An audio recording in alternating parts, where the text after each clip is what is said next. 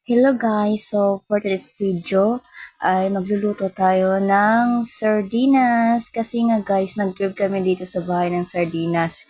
At saka maulan ngayon. Tsaka ito na lang yung lulutuin namin. At saka ulam namin sa gabihan. Kasi nga kaninang tanghali nagluto kami ng sopas. Kasi nga, di ba, bagay talaga sa malamig na panahon.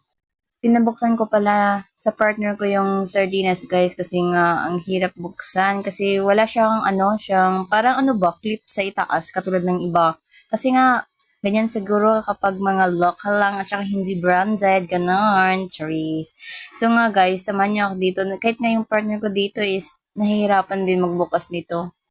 Siyempre, yung gagawin natin mga antes, magpapainit tayo ng kawali, tsaka lagyan ng mantika. Alangan, ano naman ilalagay mo dyan, di ba? Magpipido ka nga, di ba? Lagay mo tubig, di ba? Duh! At saka mga antes, siyempre, kapag nainit ng iyong mantika, alam mo naman ang ilalagay mo, di ba? Alam mo mga make-up mo din yung ilalagay mo, di ba? Siyempre, mga sibuyas saka ahos yung ilalagay mo dyan. Alam mo yung mga koloritin sa mukha yung ilalagay mo dyan, di ba? Like, tapos, halo-halo lang hanggang sa mag-brown-brown na siya, ganon. Mag-brown, sige, halo lang ng halo. Shake-shake mo. I-shake-shake. Anong shake-shake daw? Shake-shake ba yun? Abante. Mabot ng 100 years. Ngayon na nga ah. Ngayon na nga is nag-brown-brown na siya talaga. Sa kakahintay ko, parang namumutin talaga yung buhok ko mga ante. Kaltokan kita dyan eh. Ang tagal mo ante. So yung ginawa ko talaga dyan ante is nilakasan ko talaga yung apoy mga ante siguro. Kung hindi ko nilakasan yung mga apoy mga ante, siguro tumanda na talaga ako kakahintay na mag-brown brown yung mga sibuyas sa kabawang mga ante.